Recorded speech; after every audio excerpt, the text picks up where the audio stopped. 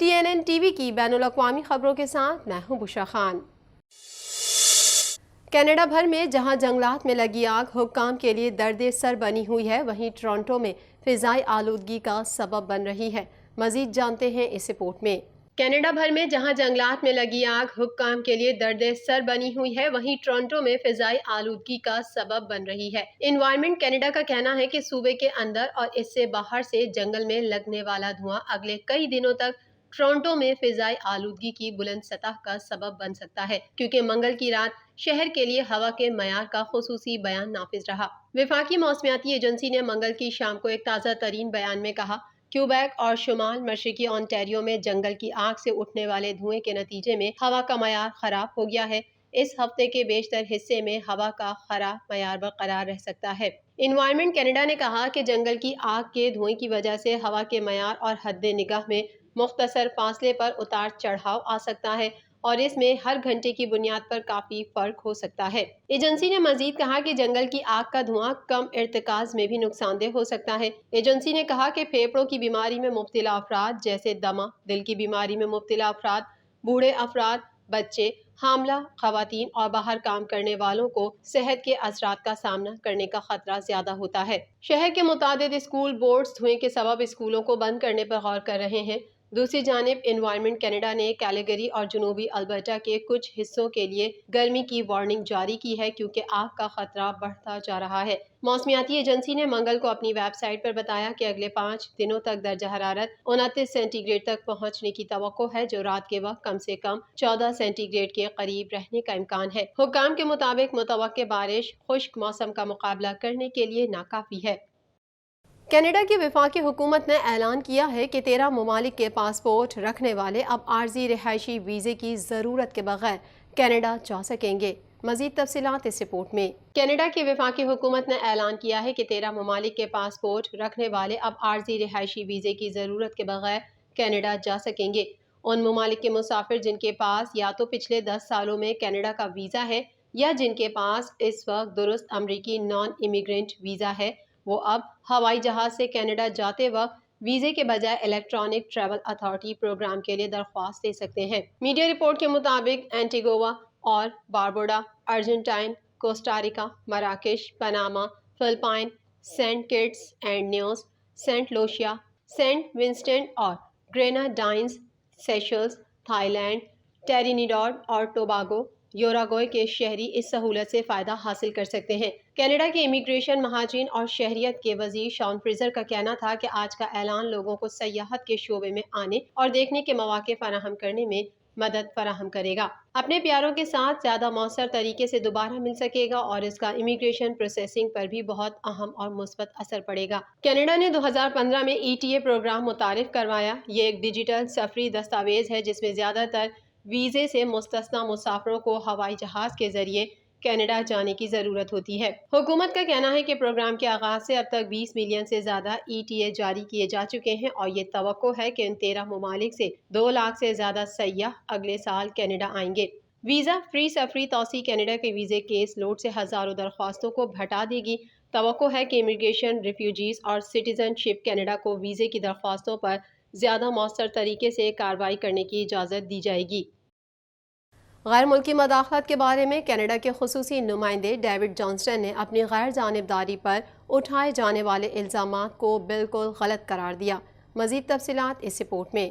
गैर मुल्की मदाखलत के बारे में कनाडा के खुसूसी नुमाइंदे डेविड जॉनस्टन ने अपनी गैर जानिबदारी के गिर्द घूमने वाले इल्ज़ामात को बिल्कुल गलत करार दिया और कहा कि वो अगले माह अवामी समात शुरू करते हुए अपने काम को आगे बढ़ाने का इरादा रखते हैं। कमेटी में मेंबरान पार्लियामेंट की तरफ से उनके किरदार, इंतखाबी मदाखलत में उनकी रिपोर्ट, अवामी इंक्वायरी के खिलाफ उनके फैसले और मफादात के तसादुम के इल्ज़ामात के बारे में सवाल किए जाने पर जॉनस्टन ने कहा कि मेंबरान पार्लियामेंट का उनकी साख पर हमलों को दोहराने का फैसला मुनासिब नहीं है। जॉनस्टन ने अपने इब्तिदाई रिमार्क्स में कहा कि गैर मुल्की मदाखलत का मसला संजीदा और मजबूत बहस का मुस्तहिक है। मैं अपनी सिफारिशात पर इख्तिलाफ राय को दावत देता रहूंगा, लेकिन अपने काम को मुकम्मल करने से बाज नहीं आऊंगा। तरीक़ाकार और हाउस अफेयर्स कमेटी जो चीन की तरफ से कनाडा के सियासी मामलात में मदाखलत की कोशिशों के इल्ज़ामात की तहकीकात में पार्लिमानी क़यादत ले रही है, के सामने पेश होने से कबल जॉनस्टन 3 घंटे तक ہاٹ سیٹ پر تھے۔ میٹنگ روم میں جاتے ہوئے جانسٹن نے نامہ نگاروں کو بتایا کہ وہ اپنے کام کے بارے میں بات کرنے کے لیے بے چین ہیں تاکہ کام کو جاری رکھ سکیں، اور ایم پیز کو بتاتے ہوئے کہ وہ جولائی میں عوامی سماعت شروع کرنے کا ارادہ رکھتے ہیں۔ جانسٹن نے اپنے مینڈیٹ میں باقی 5 ماہ کے لیے اپنے منصوبوں کے بارے میں بات کرتے ہوئے فرانسیسی زبان میں کہا کہ اگلے مہینے کے آغاز سے میں عوامی سماعتوں کا انعقاد کروں گا۔ ان کا کہنا تھا کہ اس کام کے لیے مجھے قومی سلامتی، انٹیلیجنس، قانون اور ڈائسپورا کمیونٹی کے معاملات میں مہارت رکھنے والے 3 خصوصی مشیروں کی مدد حاصل ہوگی۔ ہم مل کر کینیڈا کے جمہوری اداروں کے تحفظ کے لیے ضروری تبدیلیوں کے بارے میں سفارشات تیار کریں گے اور انتہائی اہم کینیڈینز کا ان اداروں پر اعتماد ہوگا۔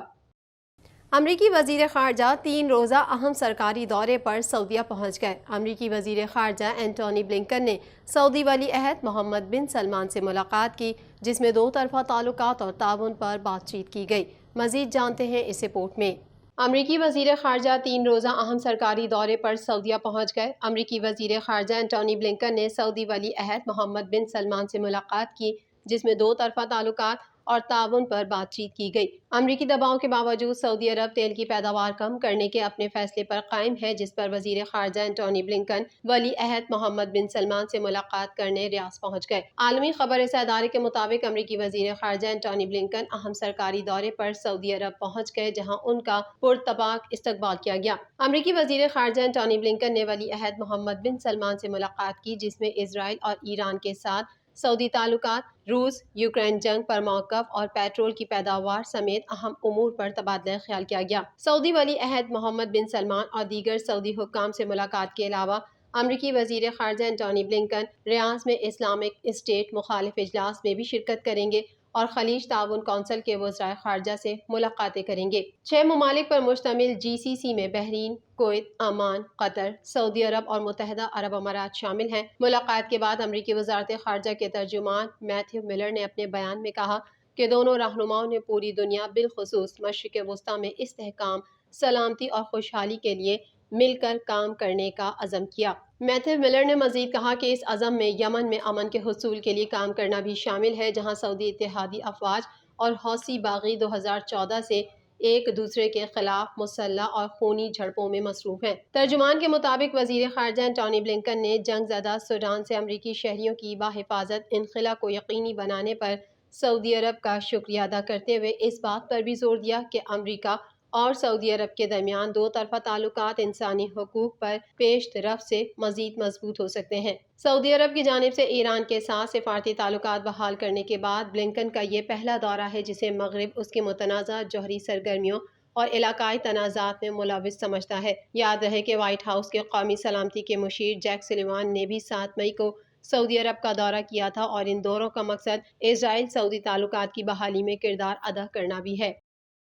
جنوبی یوکرین میں ملک کے اہم ڈیموں میں سے ایک تباہ ہو گیا، جس سے پانی شہر میں داخل ہو گیا۔ مزید احوال اس رپورٹ میں۔ جنوبی یوکرین میں ملک کے اہم ڈیموں میں سے ایک تباہ ہو گیا، جس سے پانی شہر میں داخل ہو گیا۔ روسی اور یوکرینی حکام نے فوری امدادی کارروائیوں کی شروعات کرتے ہوئے شہریوں کے انخلا میں مصروف ہیں۔ یوکرین میں ڈیم کو بموں سے نشانہ بنائے جانے پر ماسکو اور کیف نے ایک دوسرے پر سنگین الزامات عائد کیے ہیں، جبکہ روس نے معاملے پر اقوام متحدہ کی سلامتی کونسل کا اجلاس جلد بلانے کا اعلان کیا ہے۔ میڈیا رپورٹس کے مطابق روسی اور یوکرینی حکام ٹرینیں اور بسوں کی مدد سے رہائشیوں کو محفوظ مقامات پر منتقل کر رہے ہیں۔ روس کے زیر کنٹرول علاقوں میں تقریباً 22,000 افراد سیلاب کے خطرے سے دوچار ہیں، جبکہ 16,000 یوکرین کے زیر انتظام حساس علاقوں میں رہتے ہیں۔ دونوں فریقین کی طرف سے کسی شہری کی موت یا زخمی ہونے کی اطلاع نہیں دی گئی ہے۔ ڈیم کے نقصان سے گھر، گلیاں اور کاروباری عمارتوں میں سیلاب آ گیا ہے اور ہنگامی عملے نے شہریوں کا انخلا شروع کر دیا ہے۔ حکام نے زیپوریزیا جوہری پلانٹ میں کولنگ سسٹم کے لیے پانی کی نگرانی کر رہا ہے۔ حکام نے یوکرین اور روس کے زیر کنٹرول علاقوں میں پینے کے پانی کی فراہمی پر تشویش کا اظہار کیا ہے۔ عالمی میڈیا رپورٹس کے مطابق یوکرین کے شہر کھیرسن میں ایک بڑا ڈیم تباہ ہو گیا، جس سے قریبی علاقوں میں سیلاب آ گیا۔ فصلوں کے تباہ ہونے کا خطرہ پیدا ہو گیا، جبکہ پینے کے پانی کی سپلائی بھی متاثر ہونے کا خطرہ ہے۔ روس اور یوکرین نے ڈیم کی تباہی کا ایک دوسرے پر الزام عائد کیا ہے۔ حملے میں کاخوفکا ڈیم کے والو تباہ ہوئے، جس سے 3 دیہاتوں میں 10 فٹ تک پانی کھڑا ہو گیا ہے اور 22,000 افراد نقل مکانی پر مجبور ہیں۔ یوکرین کے صدر زیلنسکی نے الزام لگایا ہے کہ روس ماحول کی تباہی پر اتر آیا ہے۔ جان بوجھ کر ڈیم تباہ کیا گیا ہے۔ روسی حکام کا کہنا ہے کہ ڈیم نشانہ بنا کر اپنے زیر قبضہ علاقوں کو سیلاب سے متاثر کیوں کریں گے؟ یوکرینی حملے کا مقصد کرائمیا کو پانی سے محروم کرنا تھا۔ TNN TV کے نیوز بلیٹن میں فی الحال اتنا ہی۔ مزید خبروں اور اپ ڈیٹس کے لیے دیکھتے رہیے TNN TV۔